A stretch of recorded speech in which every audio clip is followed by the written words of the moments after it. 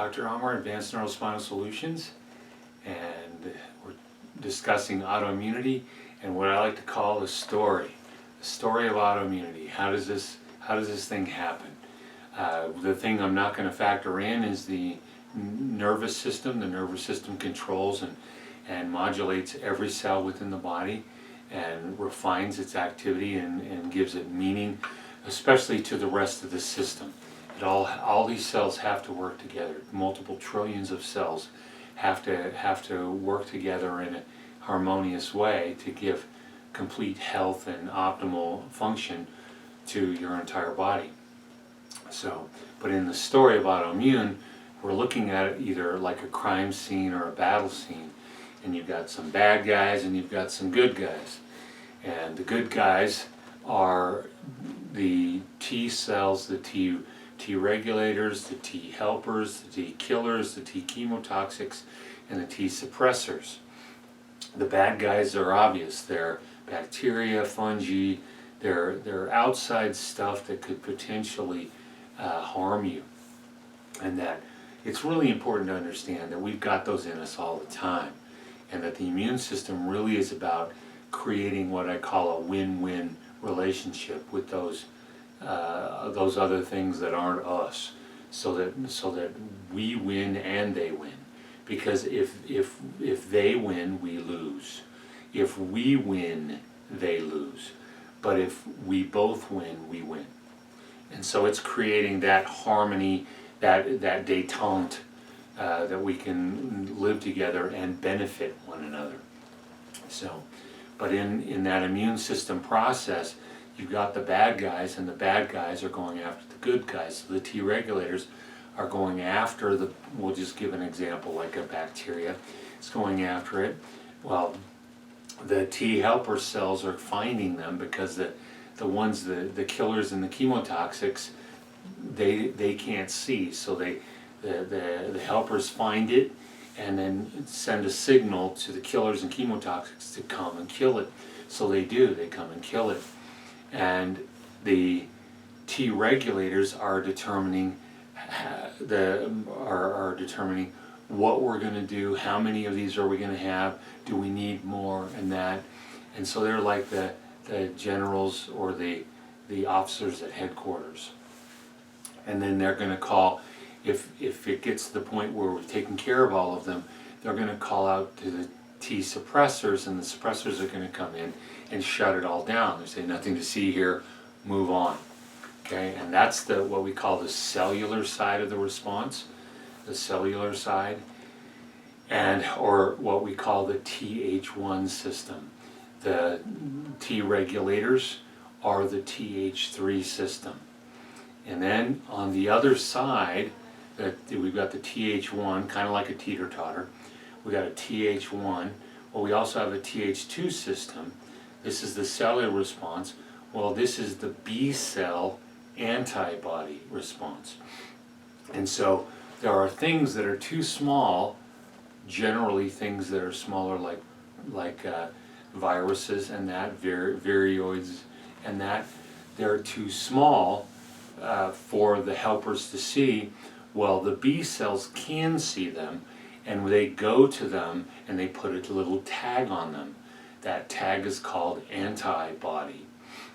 That tag is seen by the T helper cell. It goes over to the tag, and thus the virus, and then the killers and the chemotoxics come over and dispose of it, break it down and use it for parts.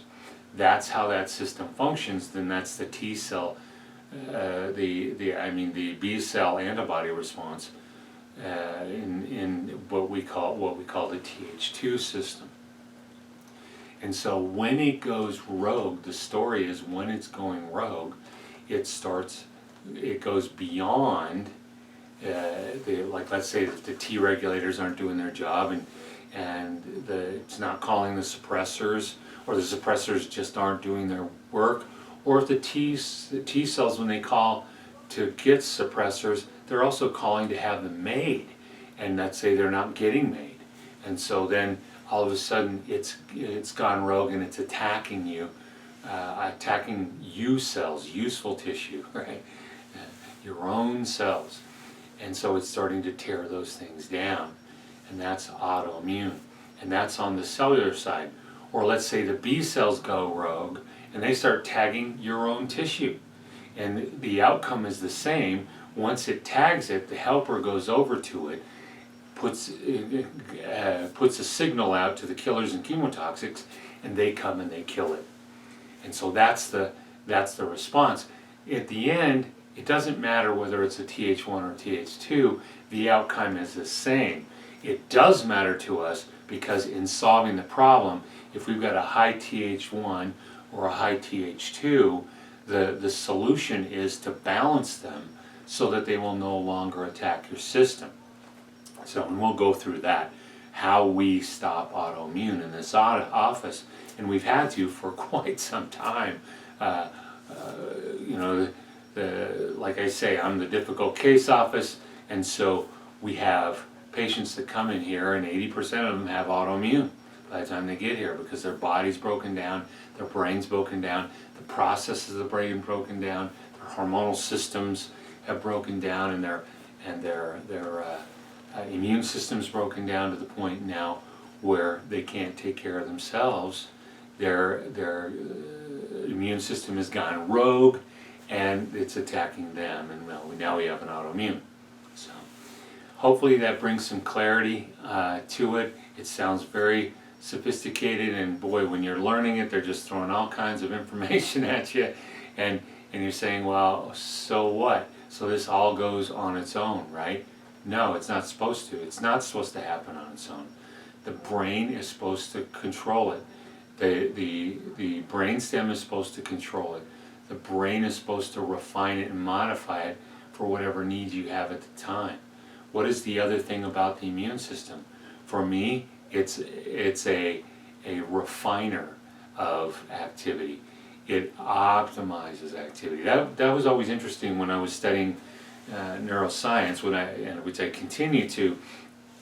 But why do immune system problems have such a disastrous effect on the brain? Not just MS, but why does it not function the way it should? And it's become very evident that the immune system is out taking out the trash, right? It's about making things function optimally, and in making things work optimally, that immune system is vital to the actual function, not just the protection of the system. So I hope that gives you a new vision and a new view. It's very exciting to me, that vision of how the system works. And remember, if you're ready to take your life back, we're here.